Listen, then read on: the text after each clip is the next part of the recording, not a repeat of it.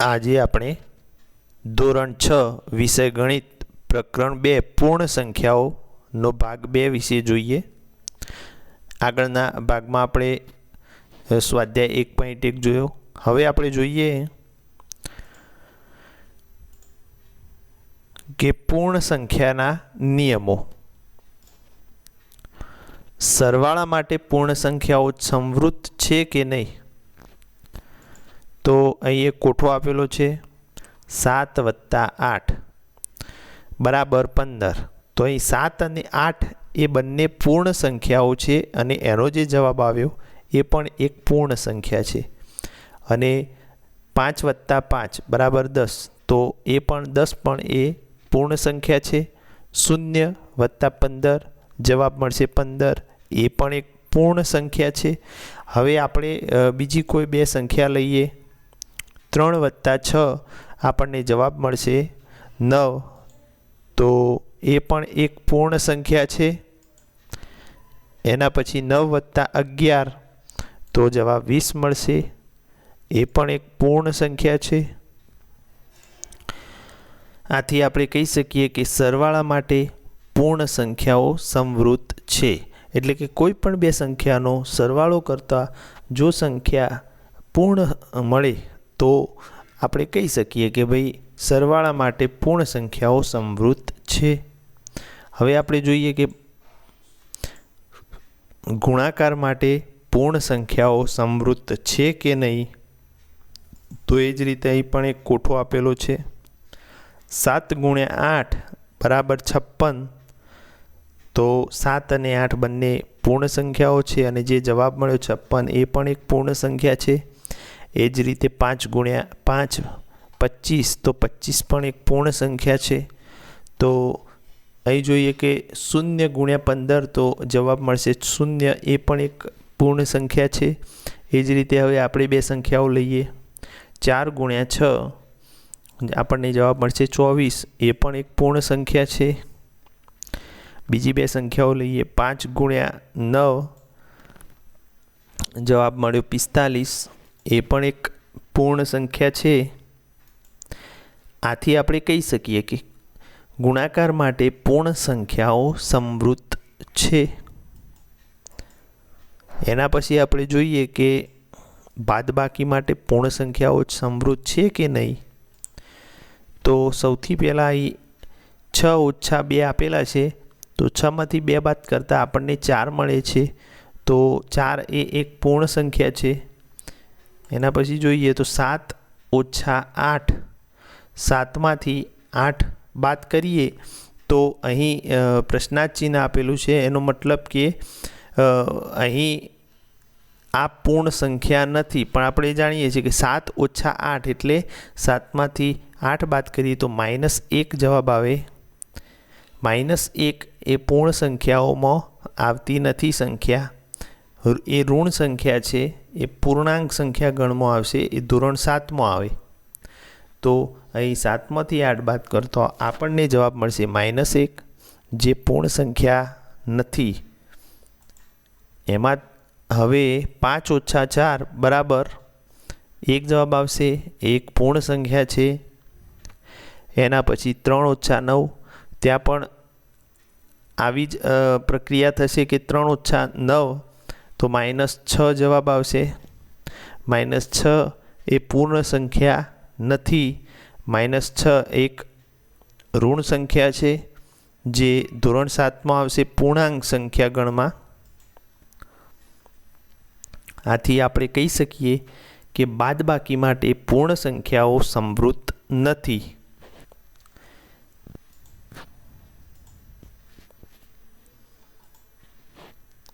હવે ભાગાકાર માટે પૂર્ણ સંખ્યાઓ સંવૃત્ત છે કે નહીં?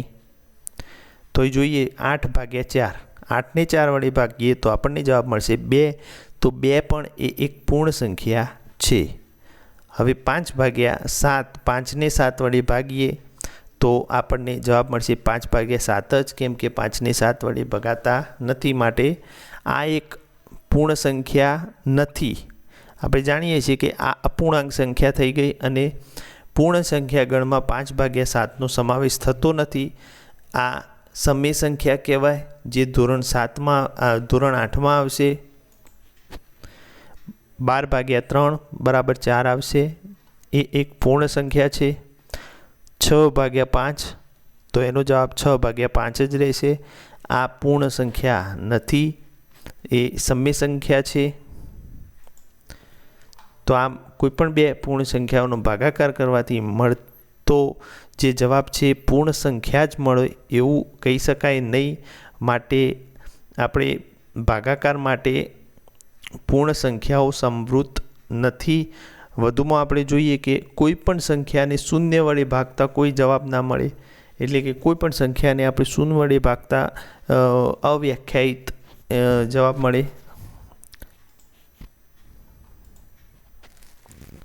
હવે જોઈએ સરવાળા માટે ક્રમનો નિયમ. તો અહીં બે સંખ્યા રેખાઓ આપેલી છે. એમાં પ્રથમ 3+2 નો સરવાળો આપેલો છે. તો સંખ્યા રેખાની મદદથી અહીં સરવાળો કરેલો છે.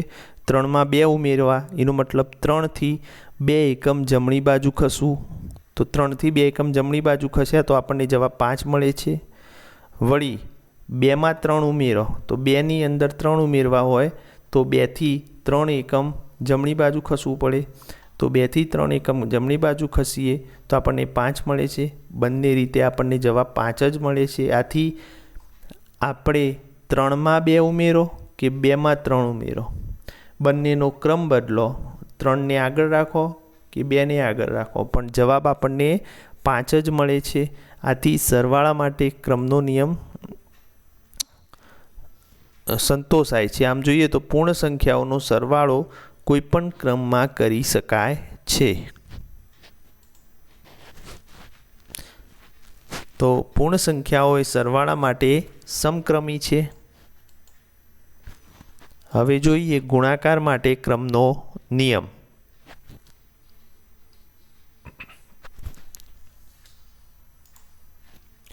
તો 3 × 2 = 6 આપેલા છે. 3નો 2 સાથે ગુણાકાર કરીએ તો આપણને જવાબ 6 મળે છે. હવે આપણે જો 2ને 3 વડે ગુણાકાર કરીએ તો પણ આપણને જવાબ 6 જ મળે છે. એના પછી જોઈએ 5નો 4 વડે ગુણાકાર કરીએ તો આપણને 20 મળે છે. એ રીતે 4નો 5 વડે ગુણાકાર કરીએ તો પણ આપણને 20 મળે છે. એનો મતલબ એ કે ગુણાકાર માં ક્રમ બદલીએ તો જવાબ બદલાતો નથી. 3નો 2 સાથે ગુણાકાર કરો કે 2નો 3 સાથે ગુણાકાર કરો તો જવાબ 6 જ આવે છે. 5નો 4 સાથે ગુણાકાર કરો કે 4નો 5 સાથે, જવાબ 20 આવે છે. માટે ગુણાકારની અંદર ક્રમ બદલો તો પણ જવાબ એક જ સરખો જ આવે છે. માટે પૂર્ણ સંખ્યાઓનો ગુણાકાર, અહીં ગુણાકાર આવશે, કોઈ પણ ક્રમમાં કરી શકાય છે. પૂર્ણ સંખ્યાઓ ગુણાકાર માટે સમક્રમી છે.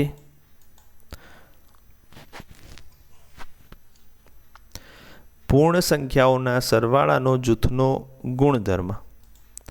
તો એ જૂથની વાત છે. 3 સંખ્યાઓનો જો સરવાળો હોય 2 + 3 + 4, તો અહીં પહેલાં 2 સંખ્યાઓનો સરવાળો કરીએ અને પછી એમાં ત્રીજી સંખ્યા ઉમેરીએ.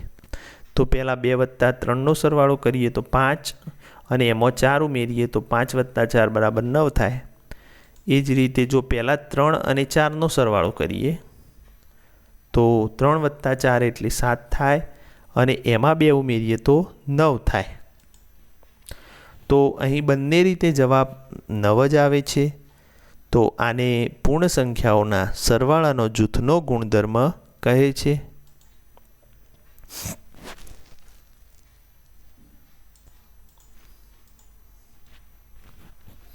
હવે આપણે ઉદાહરણ જોઈએ. 14 + 17 + 6 ને 2 રીતથી શોધો. તો અહીં 3 સંખ્યાઓનો સરવાળો આપ્યો છે. આપણે આગળ જોયો સરવાળા માટે જૂથનો નિયમ. એ રીતે આપણે જોઈએ તો પહેલાં 14 અને 17નો સરવાળો કરીએ અને પછી એમાં 100 ઉમેરીએ અને પછી બીજી રીતે ગણીએ. તો અહીં 14 + 17 + 6, તો 14 + 17 એટલે 31 + 6 એટલે 37. હવે જો બીજી રીતે કરીએ તો અહીં આપણે પહેલાં 14 અને 6નો સરવાળો કરેલો છે. કોઈ પણ રીતે કરી શકો. 17 + 6 પણ કરી શકો. અહીં 14 + 6 બીજી રીતે કર્યું છે. તો 14 + 6નો પહેલો સરવાળો અને પછી એમાં 17 ઉમેર્યા. 14 + 6 એટલે 20 અને 17 એટલે 37. તો અહીં સરળતા રહે એ રીતે સરવાળો કર્યો છે, કેમ કે 14 + 6 એટલે 20 અને એમાં 17 એટલે 37. સરળતા માટે આપણે અહીં સરવાળો કરેલો છે. હવે પૂર્ણ સંખ્યાઓના ગુણાકારનો જૂથનો ગુણધર્મ. તો જે રીતે આપણે પૂર્ણ સંખ્યાઓના સરવાળા માટેનો જૂથનો ગુણધર્મ જોયો, એ રીતે અહીં ગુણાકાર માટે પણ જૂથનો ગુણધર્મ જોવાનો છે. તો 2 × 3 × 4. તો 2 અને 3નો પહેલો ગુણાકાર કરો અને એમાં પછી જે જવાબ આવે એને 4 વડે ગુણો. તો જોઈએ તો 2 × 3 6 × 4 બરાબર 6 ચોક 24. અને પહેલાં આપણે 3 અને 4નો ગુણાકાર કરીએ અહીંયા.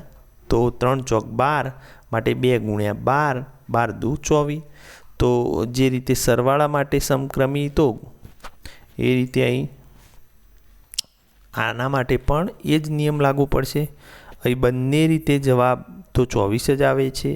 અને પૂર્ણ સંખ્યાઓના ગુણાકારનો જૂથનો ગુણધર્મ કહે છે. હવે એક નિયમ છે કે ગુણાકારનું સરવાળા પર વિભાજન. તો એ ગુણાકાર અને સરવાળાનો સંયુક્ત જે વિભાજનનો નિયમ છે તે આપેલો છે. તો એના માટે એક ચિત્ર આપેલું છે. અહીં આ ચિત્રની અંદર 8 કોલમ છે અને 6 રો છે. તો અહીં 8 જે કોલમ છે અને 6 રો છે, એનાથી કુલ જે ચોરસ બને એ છે 8 સંગ 48 અથવા 100 × 48. તો અહીં એક કાતર વડે કોલમને વચ્ચેથી ફાળવામાં આવે છે. તો આ બાજુ 5 કોલમ રહી જાય છે અને આ બાજુ 3 કોલમ રહી જાય છે. તો અહીં જે લંબચોરસ બન્યો એ 6 × 5નો અને આ જે લંબચોરસ બનશે એ 3 ×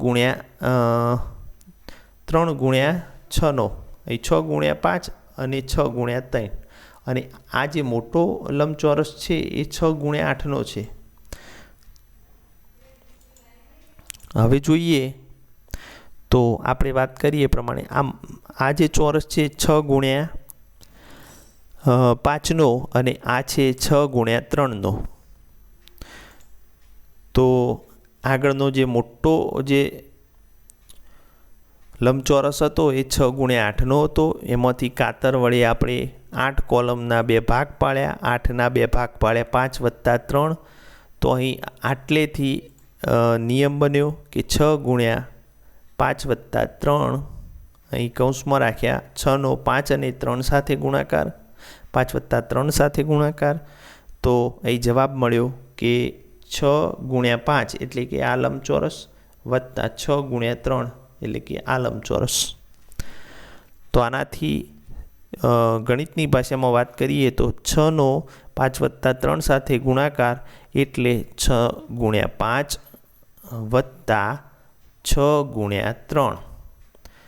તો આ જે નિયમ છે તેને ગુણાકારનું સરવાળા પર વિભાજન કહે છે. હવે આપણે ઉદાહરણ 5 જોઈએ.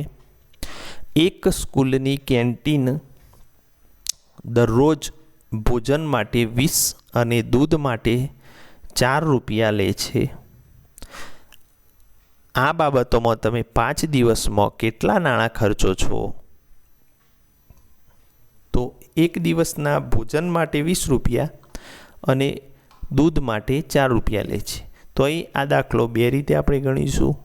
તો અહીં સૌથી પહેલાં આપણે જો ભોજન માટેના 20 રૂપિયા 5 દિવસ માટેના શોધી દઈએ. ભોજન માટે 5 દિવસની રકમ શોધો અને દૂધ માટે 5 દિવસની રકમ શોધો અને પછી બેનો સરવાળો કરો. બંનેના અલગ અલગ 5 દિવસના શોધો. તો ચલો ભોજનના 5 દિવસનો ખર્ચો 20 × 5 એટલે 100 થશે અને દૂધનો 5 દિવસનો ખર્ચો 5 × 4 એટલે 20 થશે. કુલ કિંમત આપણે જોઈએ તો 100 + 20 બરાબર 120 રૂપિયા થાય. તો અહીં આપણે બંને ભોજન અને દૂધનો અલગ અલગ 5 દિવસનો ખર્ચો શોધી અને સરવાળો કર્યો.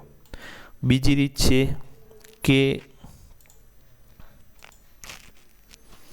એક જ દિવસ માટેનો કુલ ખર્ચો શોધી લો. તો એક દિવસ માટેનો આપણે કુલ ખર્ચો 20 રૂપિયા ભોજનના અને દૂધના 4 રૂપિયા, તો 20 ને 4 24 થાય. હવે એને 5 દિવસનો ખર્ચો શોધી કાઢો. તો 5 દિવસનો ખર્ચો એટલે 20 ને 4 24, 24 ગુણ્યા 5, 24 પંચા 120. તો અહીં એક દિવસનો આપણે ખર્ચો 20 વત્તા 4 24 અને 5 દિવસનો એટલે 24 ગુણ્યા 5 એટલે 120 રૂપિયા. આમ બંને રીતે જવાબ 120 રૂપિયા જ આવે છે. તો અહીં આના પરથી પણ ગુણાકારનું સરવાળા પર વિભાજનનો નિયમ આવે છે. તો અહીં હાલ જે દાખલો ગણ્યો કે અહીં છે 20 વત્તા 4 ગુણ્યા 5, એટલે આ 5 એક દિવસનો ખર્ચો શોધી અને 5 દિવસ વડે ગુણ્યા. અને અહીં જે આગળની રીતે દાખલો ગણ્યો તો કે ભોજનના 5 દિવસનો ખર્ચો વત્તા દૂધનો 5 દિવસનો ખર્ચો, અને બંનેનો ખર્ચો શોધી અને તે બંનેનો સરવાળો કર્યો. તો બંનેનો જવાબ સરખો જ આવે છે. માટે આ જે નિયમ છે એ સરવાળા પર ગુણાકારના વિભાજનના ગુણધર્મનો નિયમ છે. અહીં ઉદાહરણ 6 છે, વિભાજનના ગુણધર્મનો ઉપયોગ કરી 12 ગુણ્યા 35 શોધો. તો એ પહેલાં આપણે 12 ગુણ્યા 35 શોધવાના છે, એનો સીધો ગુણાકાર કરી શકીએ છીએ. પરંતુ અહીં વિભાજનના ગુણધર્મનો ઉપયોગ કરવાનો છે. એટલે કે અહીં જે 12 અથવા 35માં કોઈ પણ સંખ્યાનું આપણે વિભાજન કરીશું, તો 35નું અહીં વિભાજન કરીશું, મોટી સંખ્યા છે 30 વત્તા 5માં. તો અહીં હવે તમે જુઓ કે 30 વત્તા 5 છે, એનો 12 સાથે ગુણાકાર છે. તો એનું વિભાજનથી મદદથી આપણે જો ગુણાકાર કરીએ તો 12 ગુણ્યા 30 વત્તા 12 ગુણ્યા 5. તો એનો મતલબ એ જ છે કે આ કૌંસની અંદર 12 વડે ગુણવાના છે. 12નો 30 સાથે ગુણાકાર, પછી વત્તા 12નો 5 સાથે ગુણાકાર. તો 12 ગુણ્યા 30 વત્તા 12 ગુણ્યા 5, 12 ગુણ્યા 30 એટલે 360 વત્તા 12 પંચું 60, આપણને જવાબ મળે છે 420. તો આ જે રીતે આપણે ગુણાકાર કર્યો એને વિભાજનનો ગુણધર્મનો ઉપયોગ કરી અને આપણે કર્યો છે.